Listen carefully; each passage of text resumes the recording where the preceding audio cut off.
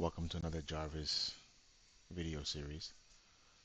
In this video, we're going to be talking about the timeout slash hits row, which is right over here. This is a configuration that will get reset every 24 hours.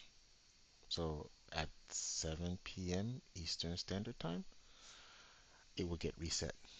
And what's cool about this is that it's going to tell you how many timeouts there were for the sells and the buys and how many TP hits, which is very important for the sells and the buys. When it comes to timeout, what is a timeout? Timeout, in the sense of Jarvis is synthesizing the market and printing all of these signals, right? But there could be instances where uh, there's something called a signal flip, where the structure doesn't get time to either get stomp out or reach a TP.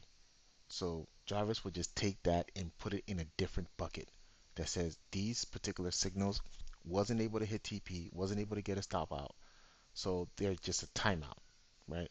A good example of this is, and let's see if there's a very good example of this. Let's take a look at this for instance. This is a pretty good example. This was definitely a buy signal. Okay, as you can see, it was all green, right? And here's a TP for this buy. Then there came a sell signal. Now, if you look at this sell signal, right? Look at the needle on this.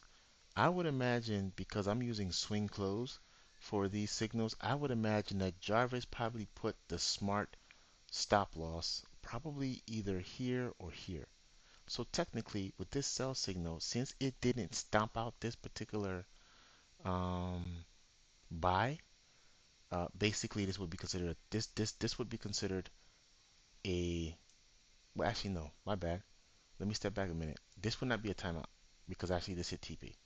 But let's just say, for instance, this buy signal did not hit TP. Let's just say it was all green, there were no TP hits, and it just went to a sell. If this sell signal came down and this buy signal, um, what's that, smart stop loss at the swing point was here, right? Let me draw this out a little bit better so you can understand a little bit better here. So let's just say on this buy, the swing point was here. So the SL was here, or even here. And let's say it never hit TP and a sell happened. What would happen is Jarvis would take this journal buy and stick it in this bucket and say this buy had a timeout. That's all.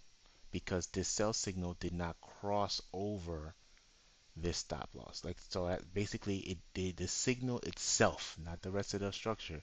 The signal itself needs to cancel out this buy. If it doesn't cancel out, then it just moves that specific sample that's not journaled into memory and moves it into a separate bucket as a timeout. That's all that is. So that's what timeout is. Okay. If you wanted to know what that is, that's what a Jarvis timeout is.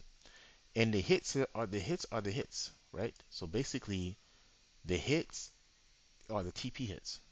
So each TP hit is going to get added on into this bucket, and then this bucket gets reset every 24 hours. So that is the timeout slash hits row. More to come.